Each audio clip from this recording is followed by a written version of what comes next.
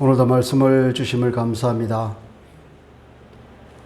하나님이 주신 이 말씀이 오늘 우리에게 능력으로 역사하셔서 우리가 세상을 살아갈 힘이 되게 하여 주시고 우리가 세상을 살아갈 지혜가 되게 하여 주시며 주님의 놀라운 임재가 되게 하여 주옵소서. 감사하며 주 예수님 이름으로 기도합니다. 아멘.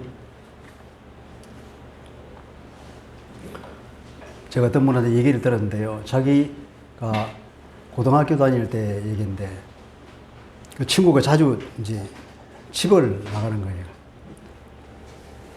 나로에 우리 학교 다닐 때 가출을 하는 게 있잖아요.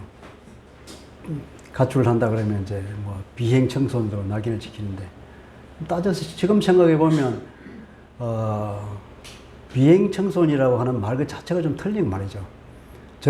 그런 사춘기 때에 그런 어떤 내적인 요동이 없으면 어쩌면 제대로 생각이 없는 사람일지 몰라요. 저는 너무 모범생으로 살아가지고 그게 결국 좋은 건 아니죠. 사람이 생각이 많고 이게 여러 가지 이게 내적 이게 고통이 있고 막 거기에 있어야 사람이 성장하는데 그런 것이 없으면 사실 내적인 성장이 좀 부족한 사람으로 우리가 그렇게 생각해야 되는데 이 거꾸로 돼가지고 말이죠. 어쨌든 그 친구가 자주 시골 나갔다 그래요. 근데 자기는 이제 예수 믿는 사람이라 그 엄마가 자기를 이제 신뢰했다 그럽니다.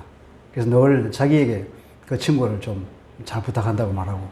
그래서 자기는 이 친구가 어디 가는지 알아요. 그래서 그 엄마가 부탁할 때마다 이제 그 친구한테 설득해서 집에 돌아오게 하고 그렇게 여러 번 했는데 어느 날은 한 열흘 이상 집을 안 들어오는 거예요. 자기도 겨우 이제 찾아서 겨우 설득해서 집으로 돌아오게 했는데 돌아오면 뭐 이제 난리가 날 거 아닙니까? 그런데도 전혀 의외로 집에 갔더니 집에 막 이 진수성찬을 차려놨다는 거예요. 그래서 그 엄마가 아무 말도 안 하고 밥 먹자 그 말만 했다는 겁니다. 여러분 이 아들이 집을 나가면은 괘씸한 생각이 들겠죠. 좀 고분고분 잘 살았으면 좋겠다. 이렇게 부모 속을 썩이고 나를 힘들게 만든다 이런 생각이 들어서 아들에 대한 그 미워하는 마음이 있고 원망하는 마음이 있고 그렇게 했죠. 이틀 지나면 이놈의 새끼 들어오기만 해봐라. 다리 몽둥이를 불어넣지. 자기 아버지가 그렇게 말했겠죠. 그죠? 사흘쯤 지나면 어떻게 될까요? 전도생님 어떻게 할까요? 사흘쯤 집에 안 들어왔다. 네? 보고 싶어요? 들어오기만 해라. 들어오기만 해라. 그래. 사람만 있어도 한 열흘쯤 지나면 이제 마음이 쏙 이제 타겠죠. 부모가 얘가 어디 갔었어? 어떻게 됐나? 제발 사람만 있어도 제발 돌아오면 와도 몸성이 돌아오면 온다면 내가 소원이 없겠다고 그러잖아요. 그게 부모의 마음 아니겠어요? 그러니까 열흘쯤 지나서 열흘 넘어서 지난 아들에게는 진수성찬을 차려놓은 거죠. 밥 먹자 얘야. 그게 부모의 마음 아니겠습니까? 하나님이 우리를 어떻게 사랑하시는지 오늘 요한복음 마지막 장을 통해서 한번 보도록 하겠습니다.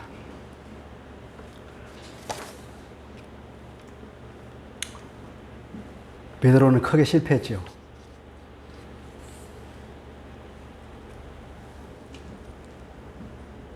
마태복음 26장 33절로 35절을 보면 베드로가 얼마나 큰 소리를 쳤는지 알고 있습니다. 목사님과 한번 읽어보시겠습니까? 마태복음 26장 33절에서 35절까지. 마태복음 26장 33절에서 네. 36절까지.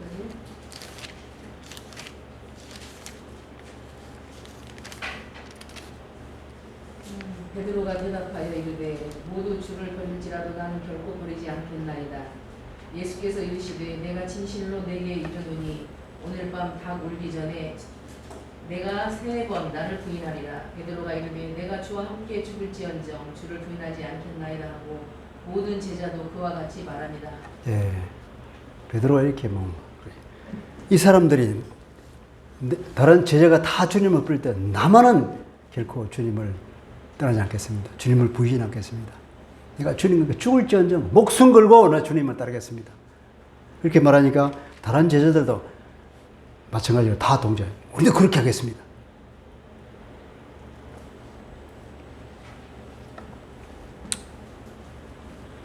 근데 이렇게 말한 제자들은 어떻게 보면 아직도 주님이 어떤 고난을 당할지 감이 안 와서 그런 거죠. 주님이 정말 그 유대 당국자들로부터 신성모독죄로 체포되어서 십자가에 죽을 걸 생각합니다. 그리고 그렇다면 그 따르는 제자들이야 뭐 말할 필요 없겠죠. 그런 험악한 공포가 몰려올 것을 그들은 전혀 예상하지 못한 거죠. 자기들은 주님을 자기가 모시는 선생님을 뭐라고 믿었습니까? 메시아로 믿었죠, 그죠? 그리스도를 믿었는데 그들이 생각한 그리스도는 뭐냐? 그들이 생각한 그리스도는 왕으로 오신 그리스도요, 장군으로 오신 그리스도, 능력자로 오시는 겁니다. 우리가 지금 비록 이게 로마의 식민지로 살지만 우리 그리스도께서 오시면 그 나라를 회복할 때가 되면 우리가 흔히 말해 백마를 타고 큰 칼을 가지고 나타났어요. 한 방에 이 압제자들을 무찔러 버리고 우리 해방시킬 거라고. 우리의 환호를 받으면서 왕으로 등극하시고 그를 따른 우리는 드디어 이제 새로운 집행부에서 정부에서 한 자리를 하게 될 거라고. 그런 기대가 다 있어요. 우리는 뭐 지금 주님이 십자가를 달리고 우리 대신 우리의 죄를 위해서 죽겠다 그러지만 이 사람들한테 그런 생각이 없었죠. 감히. 성령께서 오시기 전에는 깨달음이 없는 거예요. 말하자면 내가 만난 메시아 속에 갇혀 있는 거예요. 우리도 말하자면 내가 믿는 하나님, 내가 믿는 우리 그리스도가 어떤 거냐. 성경에서 말하고 계시하고 있는 그 하나님과 그 예수를 믿어야 되는데 내가 만들어 놓은 성경과는 전혀 다른 예수, 전혀 다른 하나님을 믿고 있으면 그건 큰 착오입니다. 그래서 우리가 성경을 보는 거예요. 내가 만들어 놓은 하나님이 스스로가 자기를 계시한 그 하나님과 다른 하나님을 내 속에 상상으로 만들어 놓고 그걸 믿고 있다 그러면 그건 큰 오산이죠, 그죠? 그런 사람은 하나님과 관계없는 사람이 됩니다. 그들의 믿음은 아직 설익은 것입니다. 우리가 흔히 예수를 믿는다고 그러지만 엄밀하게 볼 때는 고통을 겪지 않고는 그 하나님을 제대로 경험하지 못하죠. 그런 말 있잖아요. 맛을 봐야 맛을 한다는 거예요. 맛을 봐야 돼요. 인생의 쓴맛을 봐야 인생의 의미를 깨닫는다는 거예요. 인생의 밑바닥까지 내려가 보지 않고는 인생이 뭔지를 감히 말한다고 할 수가 없고 이웃을 포용할 수 있는 마음이 생기기 많습니다. 항상 내 잘난 맛에 사는 거죠. 그게 우리 아닙니까? 그래서 우리는 어떻게 보면 인생의 고통을 당하고 인생의 밑바닥을 떨어지면 하나님께 감사해야 되는 거예요. 하나님께서 인생이 뭔지를 내게 가르쳐 주는구나. 그걸 알고 감사해야 되는데 참 고통이 오면 힘들죠. 없기를 바라죠. 내가 바닥까지 무너져 보지 않고는 내가 얼마나 연약한 존재인지를 모르죠. 나는 강한 사람인 줄 압니다. 나는 믿음이 좋은 사람인 줄 알아요. 우리는 주님이 없으면 한시도 못 사는 존재입니다. 이때의 제자들은 주제 파악이 안 된 거예요. 주제 파악이 안 돼서 스스로를 과대평가한다고 생각할 수 있겠죠. 인생의 바닥을 쳐본 사람만이 진정으로 주님 없이는 자기가 아무것도 할 수 없다는 사실을 고백하게 됩니다. 바울은 이런 고백을 했지요. 나는 주님이 함께 하시면 내가 모든 것을 할 수 있다. 근데 바울은 이것을 알은 거예요. 자기 능력으로는 아무것도 할 수 없다는 것을 깨달은 뒤에 드디어 주님이 함께 하시면 나는 모든 걸 할 수 있다는 걸 알았어요. 달리 말하면 나는 주님이 없으면 나는 아무것도 할 수 없다는 것을 처절하게 깨달은 사람이죠. 이런 사람이야말로 하나님의 능력이 그 안에 있잖아요. 바울이 그 육체적인 고통, 자기로서는 감당할 수 없는 그런 육체의 고통을 안고 살았습니다. 그 고통이 있었기에 바울은 자기를 의지하지 않고 하나님을 의지했던 거죠. 그러니까 하나님께서는 네가 아무것도 할 수 없다는 것을 깨달을 때에 내가 대신 일해주겠다 해서 바울의 삶에 늘 하나님의 능력이 나타났다는 것 아니겠습니까? 베드로는 이렇게 호언장담한 것처럼 주님이 잡혀갔을 때에 대제사장 가야바 집 뜰에서 이제 따라갔죠. 뜰에까지 따라갔는데 요한이 꽤 그 당시에는 이름이 자기 집안이 좋았던 것 같아요. 그래서 요한이 백으로 그 가야바 대제사장 집까지 들어간 거죠. 그러니까 이제 다른 종들하고 같이 이렇게 불을 쬐고 있는 거예요. 그때 새벽이잖아요. 새벽이고 그 나라는 낮과 밤의 기온차가 심해서 밤에는 춥단 말이죠. 그래서 불을 피워놓고 이제 종들하고 같이 있는데 여종이 와서 당신 그 사람 그 한패 같은데 그렇게 얘기하니까 아니라고. 그때는 드디어 이 두려움의 영성을 자기 선생님을 이제 수술벌은 군인들이 와서 잡아가고 압송하고 대제사장한테 가서 고초를 당하는 신문을 당하는 그런 상황에서 이제 뭐 공포 분위기가 쫙 퍼졌잖아요. 제자들은 다 도망가 버리고 그나마 그래도 요한과 베드로는 그 주님을 끝까지 따라가 보겠다. 먼 발치에서나마 보겠다고 따라간 거죠. 따라갔지만 역시 이 마음이 조마잡은 거죠. 근데 어떤 사람이 이때가 너 예수 한편에 그렇게 알아보니까 깜짝 놀란 거죠. 이러다가 내가 찬나서 잡혀가는 거 아닌가? 그래서 부인했지 않습니까? 그래서 3번 부인했죠, 그죠? 2번째 부인하고. 어떤 사람은, 너 맞는데 내가 보니까 말이야. 그때 내가 말고 친척인데, 말고가 말하는데 말이야. 네가 억양을 보니까 네가 그 사람 맞다 그래. 그렇게 말하는 사람도 있었고. 일단 여러 사람들이 다, 베드로를 다 맞다고 얘기했는데, 베드로는 극구 부인하면서, 나중에는 아주 맹시하면서, 그리고 저주하면서까지도, 나는 예수를 모르는 사람이라고. 그렇게 딱 잡아 어땠던 거 아닙니까? 그랬더니, 3번을 부인하고 난 뒤에 달게 꼬기고하고 울었단 말이죠. 그러니까, 그때서야 베드로가 정신을 차리고 그 마지막 말을 하는 순간 어떻게 됩니까? 돌기 오고 그리고 주님이 그때 딱 뒤를 돌아봤단 말이에요. 그래서 신문을 받으면 베드로하고 눈이 딱 마주쳤어요. 그 베드로의 마음이 어땠을까요? 얼마나 베드로가 마음이 아팠겠습니까? 이제 드디어 정신이 들었는데 이루 말할 수 없는 고통이 아니겠습니까? 내가 정말 이런 존재밖에 안 되나? 그래서 베드로는 그 순간 말할 수 없는 참담한 심령으로 밖에 나가서 심히 통곡했다 그러죠.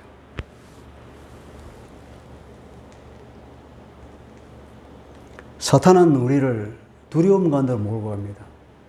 아무것도 아닌 것 가지고 사람이 무서워하게 만든단 말이죠. 보통 우리가 두려워할 때 그 정체를 제대로 모르고 두려워해요. 그냥 막연히 두려워하는 거예요. 흔히 우리가 걱정할 때, 걱정하는 일의 99%는 아무 상관없는 거라 그러죠. 현실에서 일어나지 않는 걸 땡겨서 걱정하고, 땡겨서 두려워하는 거잖아요. 내가 아주 어렸을 때 학교 가는 길에 그 길 모퉁이 이렇게 돌았으면 그 바위, 그 산 위에 바위가 큰 게 있었는데, 거기에 이 귀물 같은 것이 이렇게 막 노려보고 있다고. 나는 그게 너무 무서워서 어릴 때 학교 그 모퉁이를 돌아갈 때마다 내 혼자 갈 때는 막 뛰어다녔단 말이야. 근데 내가 5학년인가 6학년쯤 됐을 때 선생님이 이제 겨울인데 그때는 난로를 피웠잖아요. 난로를 피울 때는 겨울에는 학교에서 뭘 주나요? 애들을 데리고 선생이 산에 가서 그 솔방울이나 이런 나무 부스러기를 주워와가지고 학교 뒷칸에 이렇게 재워놓고 그거 가지고 불을 뗐단 말이죠. 근데 나무하러 갔어. 근데 선생님이 하필 거기 가는 거야. 여러 명이 낮에 가니까 이제 용기를 얻어서 간 거죠, 따라 올라가서 그 밑에까지 가서 봤더니 이게 아무것도 아니야. 그냥 이끼가 이 바위에 이렇게 있어가지고 거기 멀리서 보면 그런 그림으로 보이는 거야. 그 뒤를 보더니 저거 아무것도 아니야 알고는 그때는 아주 마음 편하게 다녔단 말이죠. 그게 인간의 마음이야. 어린 마음에서 그랬다 그러지 뭐 어른에 대해서 도로는 마찬가지죠. 정도의 차이가 있을 뿐이지. 늘 아무것도 아닌 것을 우리가 두려워하고 사탄이 우리 마음에 그런 마음을 심어준단 말이에요. 그러니까 쏘는 거예요. 두려워하지 맙시다. 걱정하지 맙시다. 그런 거죠.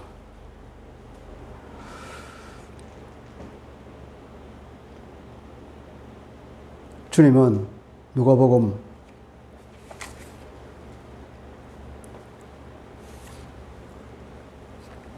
22장 31절 2절에 보면 시몬아 보라 사탄이 너를 밀가부르듯 하려고 요구하였으나 그러나 내가 너를 위하여 내 믿음이 떨어지지 않기를 기도하였다. 그때부터 벌써 사탄이 바로 했던 거죠.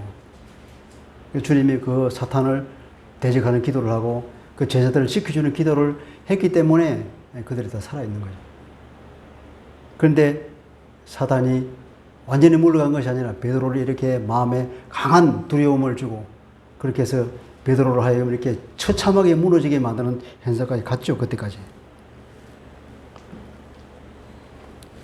베드로는 그렇게 자기가 무너진 줄 알고 밖에 나가서 심히 통곡을 한 지경까지 이르렀습니다. 근데 사실 베드로는 굉장히 다혈질적인 사람이었지만 순수한 사람 같아요. 아주 이 사람은 아주 진실한 믿음을 가지고 있었어요. 누가복음 5장 6절에 보면 이렇게 말하잖아요. 시몬 베드로가 이를 보고 그러니까 배를 탔는데 깊은 데로 가서 그물을 내리라 그래서 깊은 데로 그물을 내렸더니 엄청나게 고기를 많이 잡아서 자기 밤새도록 친구 들어가서 고기를 잡았는데 한 마리도 못 잡았는데 주님께서 새벽에 가서 너 깊은 데로 가서 그물 내려와. 아니 고기 잡는 데는 자기가 전문가시고 전문가인데 그때 예수님 그는 목수의 아들이잖아요. 목수잖아요. 목수가 무슨 고기 잡는 거 알겠어? 근데 내가 그렇겠지만 말씀에 의지해서 한번 내려보겠습니다. 그런데 내렸더니 엄청난 고기를 잡았단 말이에요. 그거를 보고는 베드로가 직감합니다. 이분은 목수가 아니구나. 메시아구나. 그리스도구나. 그렇게 해서 물고기를 잡고 나서는 주님의 발을 엎드려서 그렇게 말하죠.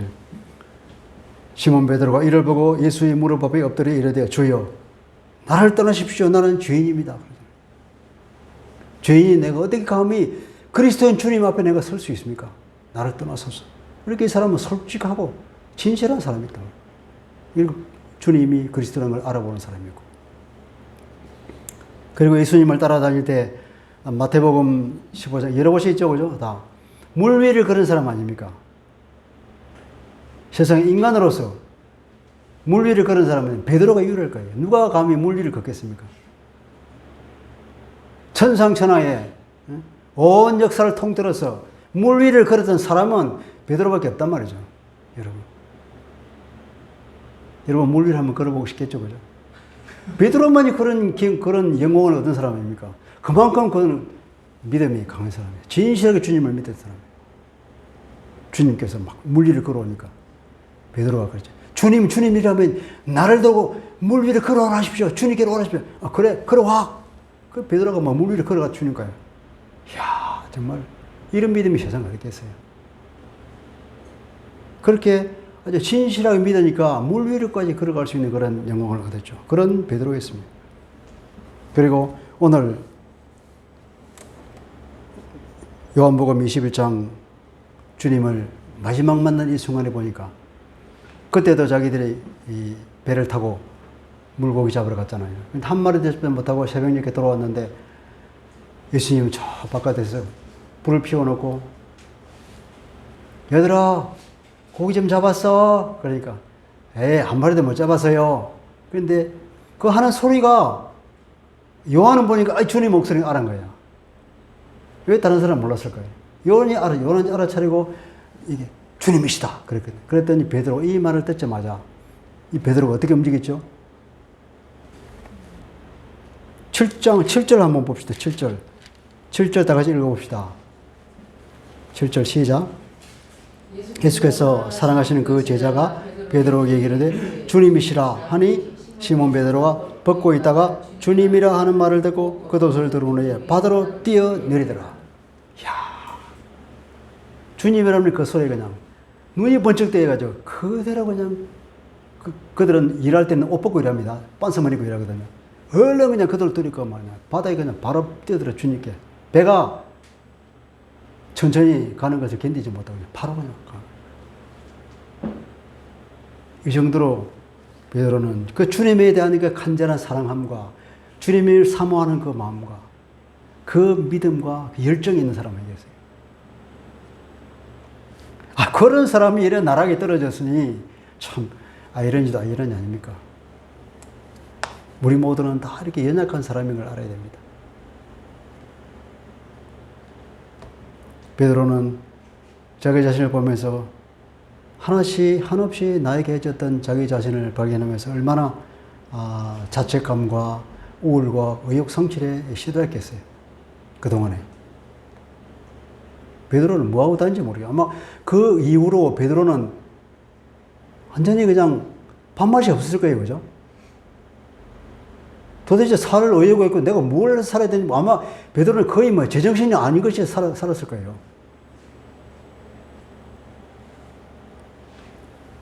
그리고 오늘 드디어 주님을 만났죠. 그러니까 부활하신 주님에 대한 기대도 많이 없어지고 뭐 정신없이 제정신이 없이 그냥 마치 그 무엇에 씌어서 그냥 들판으로 이래 두드러다니는 그런 사람을 아마 살았지 않을까 싶어요. 가족을 만나도 뭐 만나도 친구를 만나도 만남 같지 않고 그냥 혼자 뭔가를 허공을 쳐다보면서 그냥 미친 듯이 아마 분명히 살았을 거예요. 모든 제자들도 마찬가지죠. 주님이 부활하신 것을 알았는데 그럼 주님이 부활하신 걸 알았는데 그 다음에 어땠단 말이야. 우리 주님이 부활하셔서 정말 위대한 일이야. 지금까지 있을 수 없는 일이 일어나서.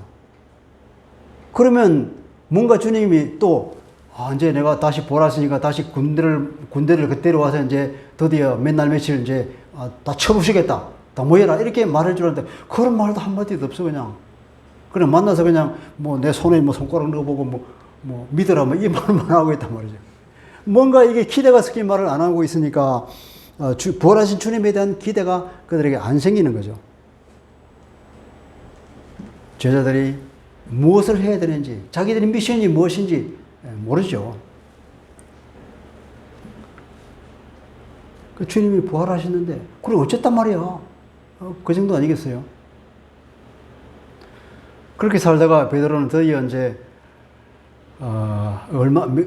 얼마나 지난지 모르죠. 어떻게 주님이 40일 동안 살아계셨으니까 이거 어간이긴 하겠는데 베드로가 이제 친구들한테 말하죠. 시몬 베드로가 83절에 보면은 나는 물고기 잡으러 가겠다. 그러니까 같이 있던 6명의 제자들이 나도 가자. 나도 같이 갈래. 그래서 이 7명의 제자들이 이제 다시 물고기 잡으러 돌아간 겁니다. 그러니까 옛 삶으로 완전히 돌아가 버린 거죠.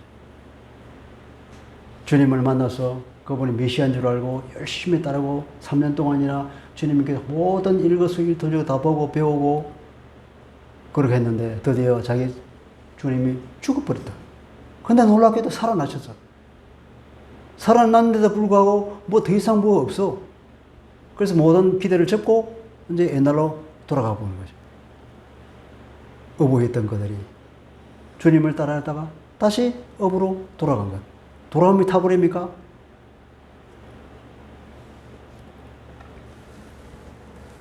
주님께서는 부활하시면서 마태복음 26장 32절 보면 이렇게 말합니다. 부활하신 게 아니고요. 내가 살아난 후에 너희보다 먼저 갈릴리로 가리라. 자기가 부활할 것을 예언하면서 그렇게 말합니다. 내가 살아나면 내가 너희보다 먼저 갈릴리로 가겠다. 그러니까 갈릴리로 와서 나를 만나라 이런 말 아니겠습니까? 그러면 뭔가 갈릴리에서 주님께서 하신 말씀이 있겠죠. 근데 그들은 그 주님의 의도를 생각하지 못한 거죠. 그냥 지나가는 말로만 들었고 그 말을 아마 깡그리 잊었을 것입니다. 천사도 그렇게 얘기했잖아요. 주님이 부활하시고 난 뒤에 여자 제자에게 마태복음 28장 10절에 보면 무수하지 말아라. 가서 내 형제들에게 갈릴리로 가라 하라. 거기서 나를 보리라. 갈릴리 오라. 갈릴리 내가 너에게 할 말이 있다 이 말이에요. 다시 갈릴리로 모여서 주님의 가르침을 받고 뭔가 해야 할 일을 이제 명령받을 텐데 그것에 대한 기대가 거기 다 무너져 버렸다는 거예요. 그런 기대가 없이 살았던 거죠. 베드로는 말하자면 이 말을 염두에 둘 수 없을 정도로 베드로가 완전히 무너져 버린 것입니다. 내적으로 회복할 수 없는 큰 붕괴를 경험했던 것입니다. 베드로는 이렇게.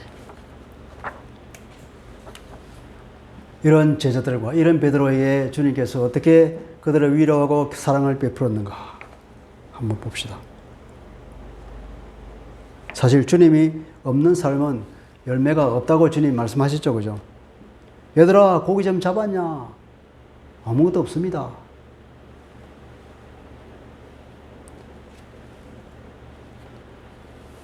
그 전에 주님께서 그렇게 말하죠. 요한복음 15장 5절에 보면 이렇게 말씀하셨죠. 한번 읽어봅시다. 시작. 나는 포도나무요 너희는 가지라. 그가 내 안에 내가 그 안에 거하면 사람의 열매를 많이 맺느니 나를 떠나서는 너희가 아무것도 할 수 없습니다. 주님 안에 있으면 많은 열매를 맺는 것도 알겠는데 반대로 보면 주님을 떠나서는 아무것도 할 수 없다는 거예요. 주님이 그것을 가르쳤는데도 우리가 주님을 떠나서 우리가 많은 일을 할 수 있죠. 많은 일을 할 수 있습니다. 떠나서. 그러나 그것이 하나님 앞에서는 아무 의미가 없는 일이에요. 아무 의미가 없는 거예요. 비록 무엇을 많이 이루는 것은 보이지만 종국에 다 무너질 뿐 아니라 주님 앞에서는 아무 의미가 없는 일이고 주님 앞에 가 우리가 그 주님의 심판대 앞에 서서는 그걸 내세울 수가 없는 거예요. 그거. 그런데도 그들이 주님을 떠나서 옛날로 돌아가서 어부 생활을 자기 능력으로 사는 생활로 돌아갔는데 무슨 열매가 있겠습니까? 우리도 예수를 믿고 나서 다시 예수를 버리고 옛날로 돌아간다 그러면 정말로 비참한 삶을 떨어집니다. 그때는.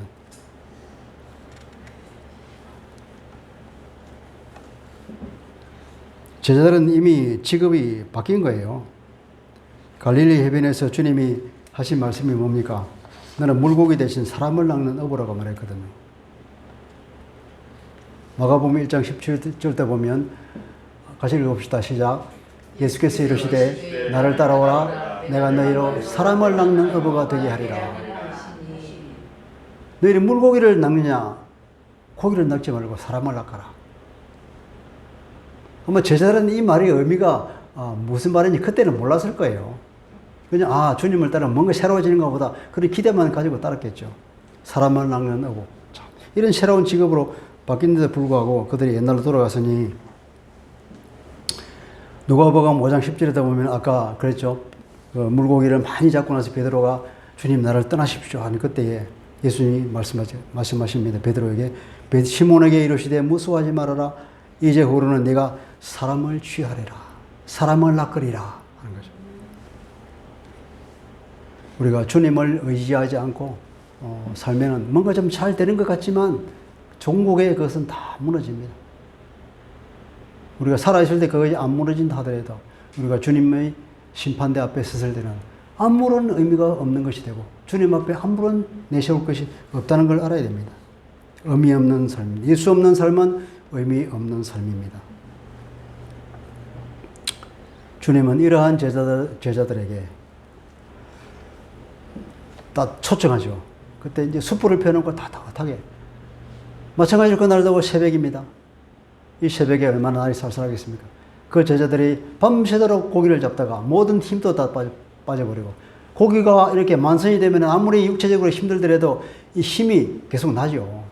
정신이 눈이 말똥말똥하고 기쁨으로 찾는데 아무런 고기도 못 잡았으니까 힘은 힘대로 빠지고 마음은 마음대로 지치고 녹초가 되고 밤이 되니까 오슬오슬 춥기도 하고 그런 상황에서 주님이 따뜻하게 불을 피워놓고 얘들아 오늘 보니까 빵도 있고 물고기도 그 위에 있어. 이런 따뜻한 분위기에 폼에 주님이 초청하는 거죠. 애찬의 장소로 초청하는 것입니다. 식탁이라고 하는 것은 원래 그런 거예요. 사랑의 교제가 있는 것이 식탁이거든요. 심리학자들 말에 의하면 사람이 먹을 때 만문이 열린다 그래요. 그렇기 때문에 우리가 사업을 하면서 마케팅을 하면은 제일 먼저 하는 말이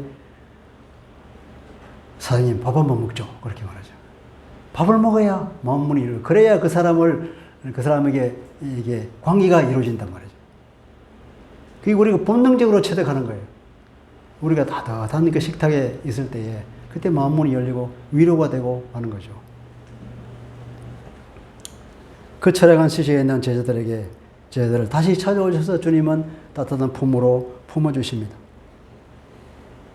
여기서 주님이 보여주시는 그림 언어가 있죠. 왜 이런 상황을 주님이 연출하셨는가? 따뜻한 숯불을 만들어 놓고 빵도 만들고 음식을 만들고 그 지친 힘 빠진 그리고 삶의 의욕을 잃어버린 그 제자들을 다시 불러 모아서 초청하는가? 주님이 그 전에 자기가 나는 생명의 떡이라고 말씀하셨죠. 요한복음 6장에 그렇게 가르쳤다고 했습니다. 나는 저기 봅시다. 나는 생명의 떡이니 내게 오는 자는 결코 줄이지 아니할 터요 나를 믿는 자는 영원히 목마르지 아니하리라. 47, 8절에 보면 이렇게 말합니다. 진실로 진실로 너희에게 이르노니 믿는 자는 나를 믿는 자죠. 믿는 자는 영생을 가졌다. 곧 내가 생명의 떡이니라. 자기 자신을 생명의 떡이라는 것은 앞에 말하는 것은 비유죠. 비유. 이스라엘 사람들이 출애굽을 한 뒤에 그 광야에서 하나님께서 만나를 주시잖아요. 만나를 먹고 안 죽고 버텼죠. 그러나 그 만나를 먹은 사람도 결국 전국에는 다 죽었는데 나는 하늘에서 내려오는 그 만나보다도 더 위대한 진실로 생명 그 자체다. 나를 믿는 사람은 영생을 가지기 때문에 그렇다. 그렇게 주님이 말하고 있습니다. 그 떡, 그러니까 빵이죠. 그 빵을 그 숯불 가운데에 준비해 놓았다. 그죠? 얘들아, 나를 떠나서 너희들이 생명이 있는 줄 아냐? 내가 생명의 떡이라는 것을 그때 가르친 나 다시 한번 생각해 봐라. 그런 메시지를 주는 것입니다. 이렇게 시리에 빠져서 낙해간 제자들을 찾아서 따뜻한 사랑을 계속 주시는 주님을 우리가 보게 되죠. 하나님은 어땠습니까? 이스라엘 사람들이 끊임없이 하나님을 배반하고 하나님을 떠나고 하나님을 너무 아프게 만들었잖아요. 그런 이스라엘에게 하나님께서 계속 다시 찾아오시죠. 용서하고 찾아오고 책망하지만 또 한번 다시 시작해보자. 계속 그렇게 말씀하신 분이 하나님이죠. 우리 하나님, 우리 예수님, 우리 성삼위 하나님은 이런 분이다 말이죠.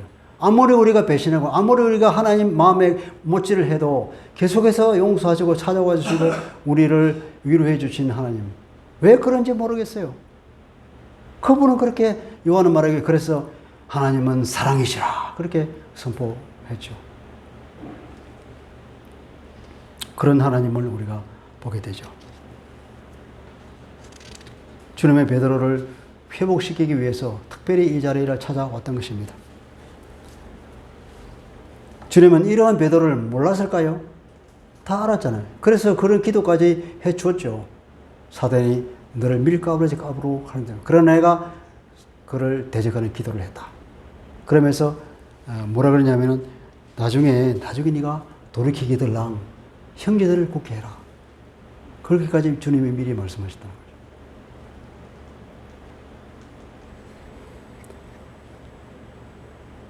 마가복음 14장 30절에 보면은 그렇게 말해요. 주님께 예전하죠. 오늘 이 밤 달기 2번 울기 전에 네가 3번 나를 부인하리라. 이렇게 구체적으로 말하는 마가복음밖에 없어요. 아주 달기 2번 울기 전에 네가 3번 부인할 것이다. 이렇게 아주 자세하게 주님께서 말씀하시고 조심하라고 그렇게 주님이 미리 말씀하실 것만 베드로는 결국 이렇게 떨어졌죠. 그죠? 그런 베드로는 정말 3번씩이나 부인을 했는데 나중에 맹시하고 막 저주까지 하면서 이거 얼마나 고의적인 것입니까? 보면 이건 용서할 수 없는 일이고 도저히 자기 자신도 스스로를 용서할 수 없는 지경에 떨어진 건 아닙니까?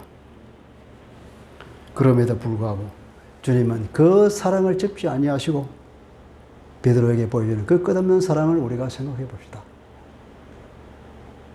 나에게도 여전히 주님의 사랑을 동일하겠죠? 그죠? 아멘이십니다. 요한복음 13장 1절에 세상에 있는 자기 사람들을 사랑하실 때 끝까지 사랑하시니라 그러죠. 그래서 우리는 주님의 사랑을 끝없는 사랑, 엔드레스 러브라고 그러죠. 그리고 어떤 사람은 실패하지 않는 사랑이라고 그러죠. 하나님이 우리를 사랑하십니다. 그 사랑이 실패합니까? 결코 실패하지 않습니다. 그 사랑은 영원히 지속되어서 그 사랑이 드디어 종국에는 그 사람을 변화시키고야만은 종국에는 그 사람을 일으켜서 하나님의 나라에 끝까지 데려가고야만은 그 하나님의 끈질긴 사랑을 실패하지 않는 사랑이라고 그렇게 표현하죠. 그걸 헤세드의 사랑이라고 말하고 있습니다. 주님이 우리를 얼마나 사랑하는지 로마서에는 바울은 이렇게 고백합니다. 이거 한번 같이 읽어봅시다. 시작. 내가 확신하노니 사망이나 생명이나 천사들이나 권세자들이나 현재일이나 장래일이나 능력이나 높임이나 기쁨이나 다른 어떠한 피조물이라도 우리를 우리 주 그리스도의 안에 있는 하나님의 사랑에서 끊을 수 없으리라. 그 어떠한 존재도 우리를 하나님의 사랑에서 끊을 수가 없어. 할렐루야. 이것이 하나님이 우리를 사랑하시는 그 사랑의 방식이죠.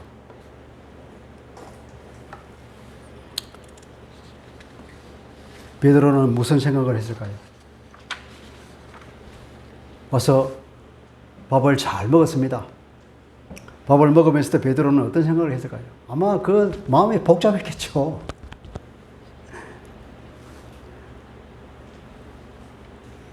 두 가지 그림이 있죠, 그죠? 베드로는 아마 숯불을 보고 빵을 봤을 것입니다. 그 숯불은 자기가 가야바 대제사장 뜰에서 그 여종으로부터 수모를 당했던 바로 그 숯불이라는 거예요. 똑같이 생긴 숯불이에요. 이 사용한 단어도 똑같은 단어를 사용했습니다. 그 치욕이 정말 생생하게 기억났겠죠. 장면도 똑같잖아요. 시간도 똑같잖아요. 그 새벽에 그 숯불이 타고 있는데 생각 안 났겠습니까? 이 빵과 생선을 보면서 또 그 전날 저녁에 그날 그 숯불을 피웠던 바로 그 전날 자기들이 뭐 했습니까? 주님과 함께 마지막 만찬을 했지 않습니까? 그게 생각났겠죠. 주님이 그 전날 저녁에 그죠? 주님께서 제자들의 발을 씻겨 주셨습니다. 그리고 자기가 그때 호언장담했잖아요. 그리고 주님께서 자기를 배반할 것이라고 예언한 주님의 말이 생각날 것이고 말 그대로 그는 자기는 그렇게 비참하게 떨어졌던 걸 생각하면서 자기가 밖에 나서 힘이 통곡했던 것. 그 이후에 자기가 참 정신 나간 것처럼 어떻게 살았는지도 모르고 그렇게 헤매고 살았던 것을 생각하면서 주마등처럼 거기 차 그냥 필름이 돌아가듯이 돌아갔겠죠. 베드로의 마음이 어땠을까요? 얼마나 마음이 답답했겠습니까? 가슴이 미어 터지는 후회와 부끄러움과 그 참담함. 왜 내가 그런 나라로 떨어졌을까? 왜 그 이후에 또 돌이키지 못하고 옛 삶으로 지금 돌아왔어?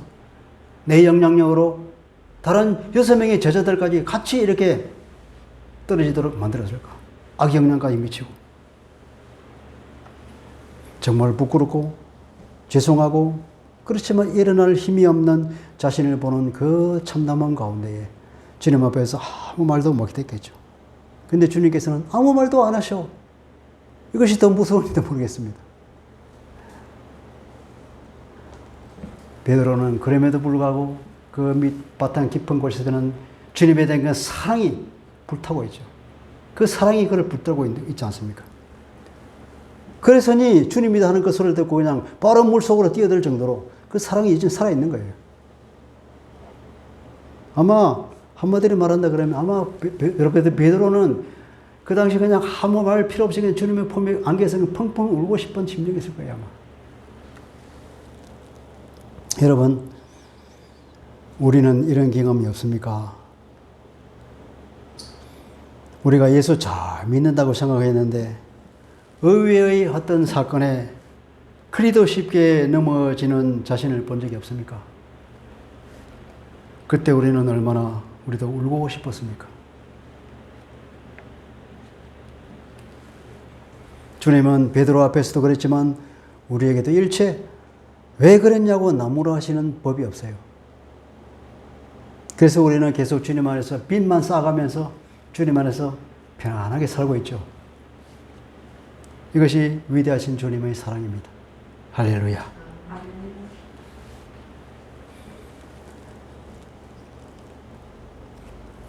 낙심한 자녀에게는 꾸지람이 이제는 힘을 줘야 되죠. 아까 우리가 처음 얘기했던 것처럼 밥 먹자. 밥을 먹어야 힘이 나죠. 하나님께서는 낙담한 엘리야에게 뭘 줬습니까? 여러분 그 이야기 기억나요? 엘리야가 낙담해서 도망가가지고 오죠.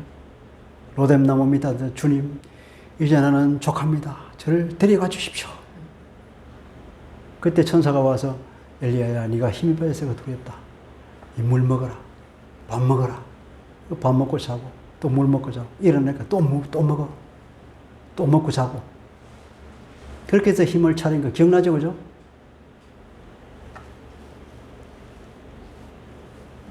주님이 따뜻한 숯불과 음식을 준비하고 제자들에게 먹고 힘차려 기운내 하는 거죠. 이 주님의 사랑을 우리가 생각해 봅시다.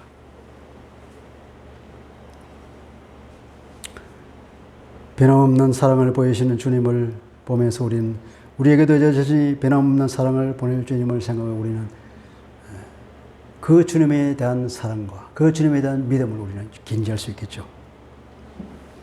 베드로는 이 상황을 보면서 깨달았을 것입니다. 얼마나 주님께서 제자들을 사랑하는지, 특히 자기를 사랑하는지 깨달았을 거예요. 자, 드디어 밥을 다 먹고 난 뒤에 주님이 본론으로 들어갑니다. 그 본론을 아까 우리 읽었죠, 그죠? 주님께서 베드로에게 뭐라 그랬습니까? 원어사모 제일 먼저 뭐라 그랬죠? 주님께서 베드로에게 뭐라고 물었습니까? 베드로야, 네가 다른 제자들보다도 나를 더 사랑하느냐 물었잖아요. 왜 그런 질문을 했을까요? 베드로가 호언장담할 때 이 모든 제자들이 다 주님을 배반할지라도 나만은 변하지 않. 그렇게 말했기 때문에 아마 그런 질문을 할 거예요. 베드로야, 다른 모든 제자들이 나보다 그것보다도 더 사랑하느냐. 이 질문을 아마 다른 식으로 이해하는 사람이 있어요. 베드로야, 너는 제자들을 사랑하는 것보다도 나를 더 사랑하느냐? 혹은 너 자신을 사랑하는 것보다도 나를 더 사랑하느냐? 이런 식으로 이해하는 사람들, 그 이해는 아닌 거예요. 왜 주님이 이런 질문을 했냐? 베드로가 그렇게 말했거든요. 그러니까 이렇게 물어서 베드로로 하여금 깨달음을 주시고 또 베드로로 하여금 그 실수한 그 베드로를 회복시키기 위한 하나님의 주님의 목적으로 이렇게 말했던 거죠. 또 어떤 사람은 이 사랑하느냐 말을 그 유명한 말로 아가파오라고 질문했던가 필레오라고 말했던가 뭐 아가페의 사랑은 하나님의 전적인 사랑을 말하고 필레오의 사랑은 인간이 하는 뭐 친구 간의 사랑이고 안 그래 그런 거 아니에요. 그 당시에는 지식이 부족해서 그렇게 하면 지금은 아무도 그런 식으로 말 안 합니다. 그냥 아가파오라는 말이나 필레오라는 말은 동일하게 그냥 사랑한다는 말이에요. 주님께서 뭐지? 네가 사랑하느냐? 베드로는 할 말이 없습니다. 예, 그렇게 말 못하죠. 그 답답한 마음에 베드로는 주님이 하십니다. 그러죠. 그러니까 주님께서 말하기를 내 양을 먹이라 그랬잖아요. 베드로에게 완전히 회복시키는 거예요. 아니 그렇게 처참하게 무너진 베드로에게 저주하면서 그 주님을 모른다고 말했던 그 베드로에게 내 양을 먹이라고 한다고? 그건 아니잖아요. 그죠? 베드로를 완전히 회복시킨 그 전제하에서 베드로에게 말을 부탁하는 거 아닙니까? 내 양을 먹이라. 그런 걸 주님이 하시는 일을 대신 주님의 자리에 대신 앉히는 일 아닙니까? 다시 묻죠. 네가 나를 사랑하느냐? 주님이 하십니다. 내 양을, 내 어린 양을 치라. 동일한 말이죠. 세 번째 물어져요. 네가 나를 사랑하느냐? 베드로는 세 번씩이나 물으니까 그냥 근심이 돼서 주님이 모든 것을 주님이 다 아시지 않습니까? 다시 내 어린 양을 먹이라. 세 번 부인한 베드로에게 세 번 권위를 실어줍니다. 자기 자리를 대신하고 자기의 후계자로서 말하는 거죠. 내 자리에 올라서 일을 하라. 내가 하던 그 일을 네가 하라. 그리고 뭐라 그랬습니까? 19절에 보니까 나를 따르라 그랬죠. 나를 따르라 그랬습니다.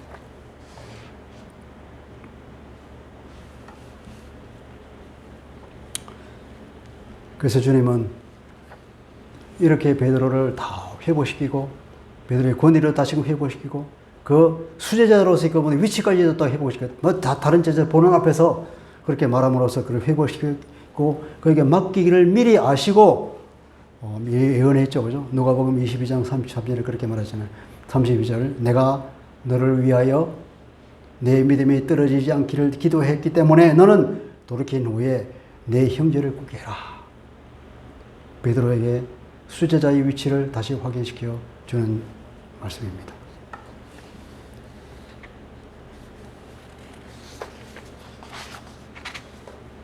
그래서 베드로는 나를 따르라고 하는 주님의 이 말씀에 베드로는 죽기까지 순종을 했죠. 그죠? 베드로가 십자가에서 죽었습니다. 요한이 이렇게 증가하고 있잖아요. 주님이 말씀하시기를 네가 지금은 젊을 때 네 마음대로 다니지만 이제는 늙어서는 네 팔을 벌릴 것이다. 팔을 벌린다고 하는 게 무슨 말일까요? 십자가형을 당한다는 말입니다. 주님께서 팔을 벌리고 못을 박혔듯이 베드로도 그렇게 죽을 것이라고. 과연 베드로는 그렇게 거꾸로 십자가에 막혀서 순교했습니다. 베드로뿐입니까? 모든 제자들이 다 순교했다고 말하고 있습니다. 나를 따르라 이 말을. 내 양을 먹이라. 이게 뭡니까? 주님이 갈릴리로 와서 그것이 제자들에게 말하고 싶은 마지막 주님의 미션, 주는 명령이죠. 이 말을 하고 싶어서 주님께서 아마 갈릴리로 모여라 이렇게 말하지 않았겠어요. 그래서 마태복음 맨 뒤에다 보면은 그 만디 주님께서 하늘과 땅의 모든 권세를 내게 주시죠. 너는 이제 가라. 가서 모든 만민으로 제자를 삼아서 아버지와 아들과 성령의 이름으로 세례를 주고, 그죠? 내가 내가 말한 것을 다 가르쳐서 그들도 지키게 만들어라. 내가 세상 끝날까지 너희와 함께 있겠다고 그런 약속과 명령을 주시지 않았습니까?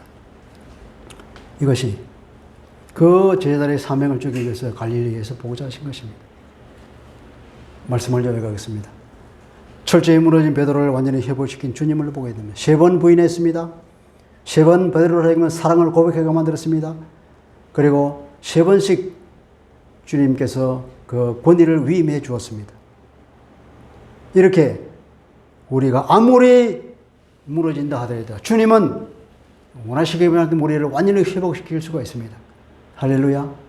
또 그런 주님이시기도 하죠. 우리는 그런 주님이시기 때문에 우리가 아무리 우리가 무너져도 우리는 낙담하지 않죠. 주님을 바라보면서 다시 일어설 수가 있습니다. 우리는 여기서 주님의 그 끝없는 사랑을 보게 되죠.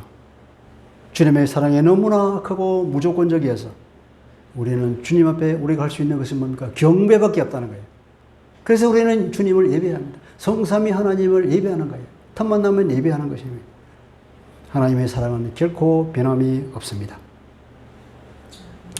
제자들에게 주님께서 미션을 주었으면 내 양을 내 양을 쳐라. 나를 따르라.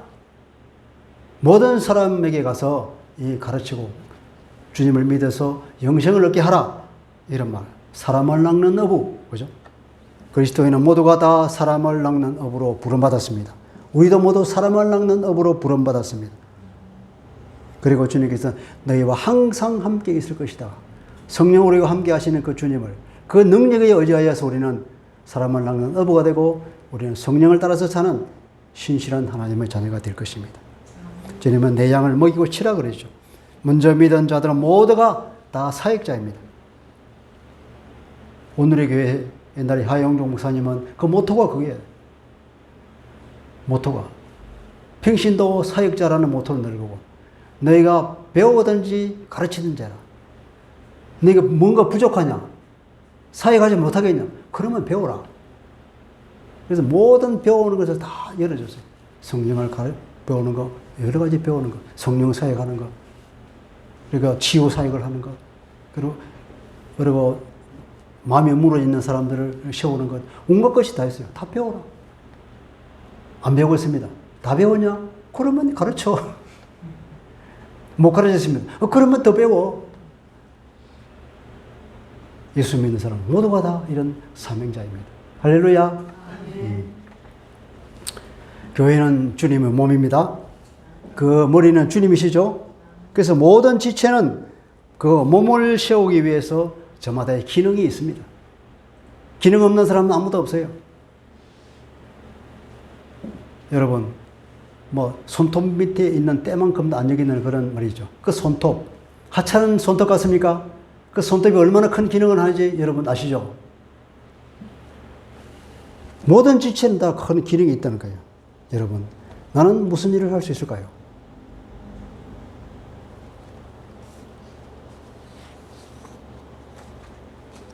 나는 이 교회 공동체를 위해서 무슨 일을 할 수 있는지 주님께서 우리에게 다 그런 달란트를 주셨습니다. 주님이 그 사랑을 생각하고 베드로를 위시한 그 제자들이 받았던 그 주님의 사명, 우리도 그것을 받은 줄 생각하고 주님의 신실한 제자들이 됩시다. 아멘. 기도합시다. 아버지 감사합니다.